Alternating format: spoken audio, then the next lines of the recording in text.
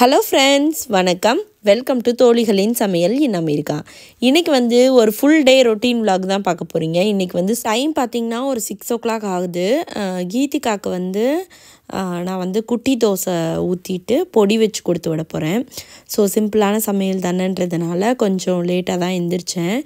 இன்னையோட வந்து ஸ்கூலும் வந்து முடியுது. வின்டர் பிரேக் விடுறாங்க. So last day of school இன்றைக்கி இந்த வருஷத்தில். நெக்ஸ்ட்டு வந்து அடுத்த வருஷம் 2024 தான் நியூ இயர் முடிஞ்சு Jan 2 வந்து ஸ்கூல் ஓப்பன் ஆகுது. பைஜாமா போட்டு போய் என்ன பண்ணுவீங்க? ஸ்கூலில் தூங்குவீங்களா? தெரியலையா?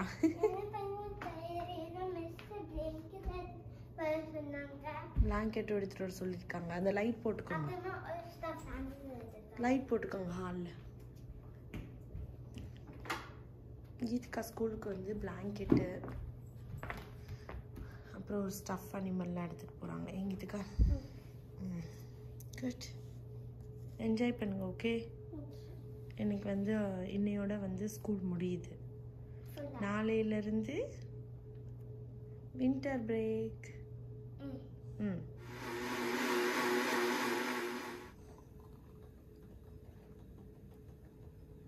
ஊற்றி எடுத்து குடிச்சு பாரு.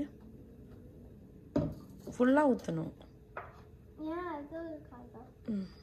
இடம் இருக்காதா? குட்டா. பிரேக்ஃபாஸ்ட்டுக்கு பார்த்திங்கன்னா பனானா மில்க் ஷேக்கு, நட்ஸ் எல்லாம் போட்டு அதை அடித்து அது கொடுத்தாச்சு. ஸோ அது குடிச்சிட்டாங்க. மத்தியானத்துக்கு வந்து குட்டி தோசை, அப்புறமா வந்து கொஞ்சமாக பொடி போட்டு எண்ணெய் ஊற்றி மிக்ஸ் பண்ணிட்டேன். அப்புறம் கொஞ்சம் வந்து கேஷ்யூ வச்சுருக்கேன். ஸ்நாக்குக்கு பார்த்திங்கன்னா ஹனி மில்லன் வச்சு பேக் பண்ணி கொடுத்துட்டேன். டேய் கிடிடா, தலை சீவணும்.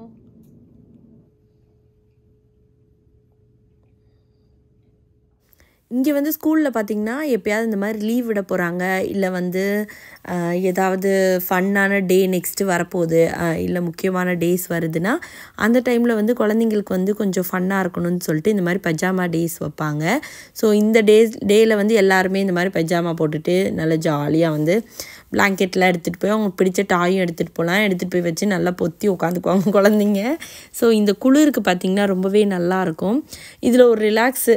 மோஸ்ட்டாக வந்து குழந்தைங்க அப்படியே தூங்க வச்சு அப்படியே கிளப்பி நீங்கள் கூலாக வாங்க, அந்த மாதிரி ஒரு கான்செப்ட் தான். பட் நம்மால் வந்து குளிச்சு எல்லாம் ரெடியாகி தான் போயிட்டுருக்காங்க.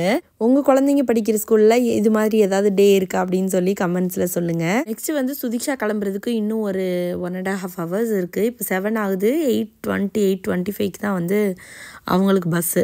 ஸோ அது வரைக்கும் நமக்கு டைம் இருக்குது. நான் லஞ்சுக்கு பார்த்தீங்கன்னா prawn தொக்கு பண்ணிவிட்டு கொஞ்சம் ஃபிஷ் ஃப்ரை பண்ணிடலாம் அப்படின்னு சொல்லிட்டு ஃபிஷ் வந்து நேற்றே வந்து எல்லாம் மசாலாலாம் போட்டு ரெடி பண்ணி ஃப்ரிட்ஜில் வச்சுட்டேன். ஸோ எடுத்து அது ஈஸியாக ஃப்ரை பண்ணி கொடுத்துடலாம் அப்படின்னு சொல்லிட்டு. கொஞ்சம் பேர் பார்த்திங்கன்னா கமெண்ட்ஸில் கேட்டிருந்தீங்க, நீங்கள் ஒர்க் போகிறது இல்லையா, இப்போ என்னாச்சு, ஸ்கூலுக்கு வந்து சப்ஸ்டியூட்டாக போயிட்டுருந்தீங்களே டீச்சராக, என்னாச்சுன்னு சொல்லி கேட்டிருந்தீங்க. கரெக்டாக தான் கெஸ் பண்ணியிருந்தீங்க நீங்கள். நான் வந்து ஒர்க் போய் கிட்டத்தட்ட ஒரு 2 months ஆகுது. பிரேக்கில் தான் இருக்கேன். என்னாச்சுன்னா என்னோடய இஐடின்னு சொல்லுவோம், இங்கே வந்து ஒர்க் பர்மிட்டு. ஸோ அந்த ஒர்க் பர்மிட் இருந்தால் தான் நம்ம வந்து இங்கே ஒர்க் பண்ண முடியும். அது வந்து எனக்கு முடிஞ்சிருச்சு. ஆல்ரெடி வந்து அந்த ஒர்க் பர்மிட் வந்து எனக்கு ஒரு 2.5 years கிட்ட இருந்தது. நான் அது ஒரு 1 year 1.5 years வந்து நான் ஒர்க் போகல. அதுக்கப்புறம் தான் வந்து நான் ஸ்டார்ட் பண்ணேன் லாஸ்ட் இயரு.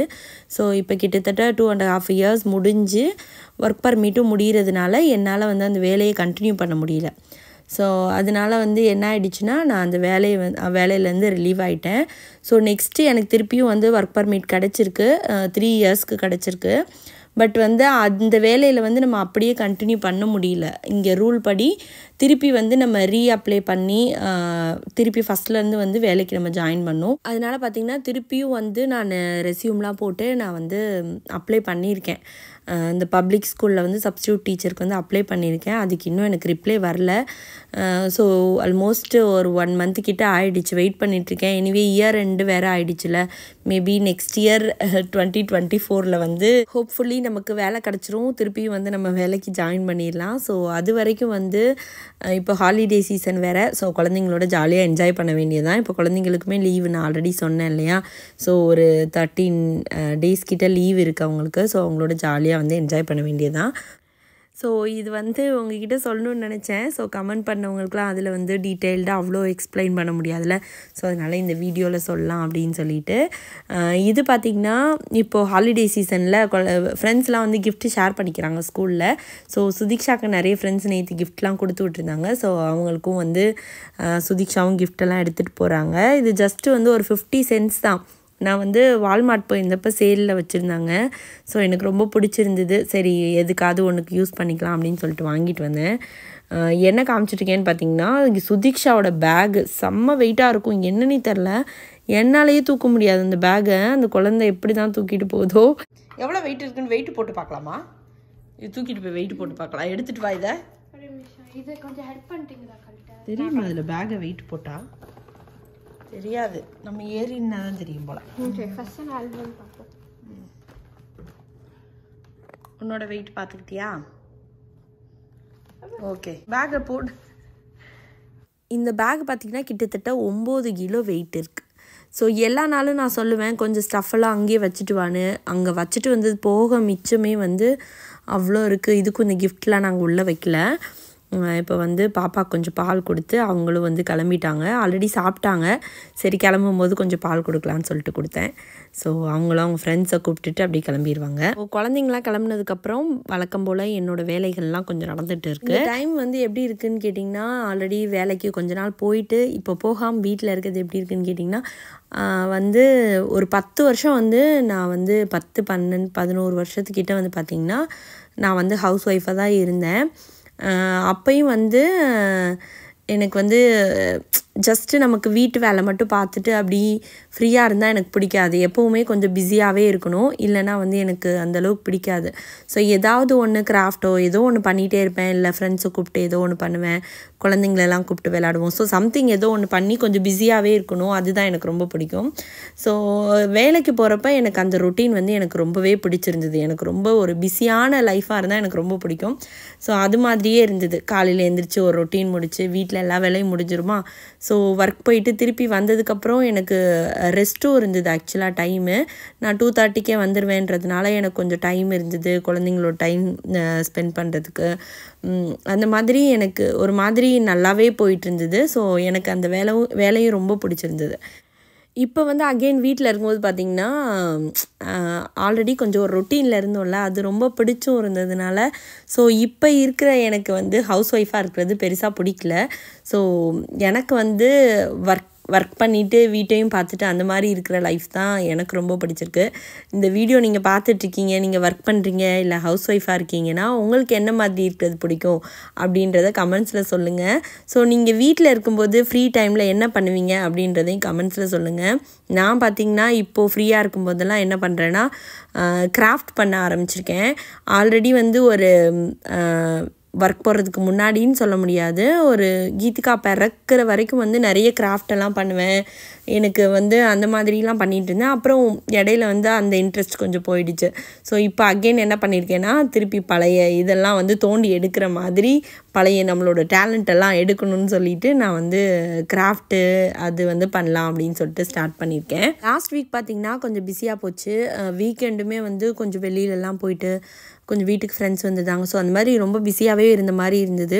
ஸோ அதனால் க்ளீனிங்லலாம் பெருசாக கான்சன்ட்ரேட் பண்ணல. அதுவும் இல்லாமல் இந்த கிராஃப்ட் பண்ணுறதுக்கு உட்காந்தேன்னு வச்சுக்கோங்களேன், எனக்கு வந்து அதுலேயே வந்து ஒரு கான்சன்ட்ரேட் பண்ணி ஏதாவது ஒன்று ஒட்டுறது ஏதோ ஒன்று பண்ணிகிட்டே இருப்பேன். ஸோ அதனாலையும் கூட வந்து வீட்டையும் கொஞ்சம் பார்க்கல. ஸோ அதனால் இன்றைக்கி ஃபஸ்ட்டு வீடெல்லாம் ஃபுல்லாக க்ளீன் பண்ணிடலாம் அப்படின்னு சொல்லிட்டு இவங்க எல்லாம் ஸ்கூல் ஆஃபீஸ்லாம் ஹஸ்பண்ட் போனதுக்கப்புறம் ஃபுல்லாக க்ளீனிங் தான். ஈவினிங் அவங்க வர்றதுக்குள்ளே எல்லாத்தையும் முடிச்சிடணும் அப்படின்னு சொல்லிட்டு டார்கெட் ஃபிக்ஸ் பண்ணியிருக்கேன். ஸோ அதுக்குள்ளே முடிச்சிடுவேன்னு நினைக்கிறேன். அதே மாதிரி இந்த க்ளீனிங் முடித்தோன்னே பார்த்திங்கன்னா கொஞ்சம் வெளியில் போகிற வேலை இருக்குது. ஸோ இவங்க கீதிகா வர்றதுக்குள்ளே கீதிகா வந்து 2:30க்கு வருவாங்க. ஸோ அதுக்கு முன்னாடி நான் கொஞ்சம் போயிட்டு கொஞ்சம் வாங்க வேண்டியதெல்லாம் வாங்கிட்டு வீட்டுக்கு வந்துட்டேன்னா அதோடு வந்து வீட்டில் செட் ஆகிடலாம்.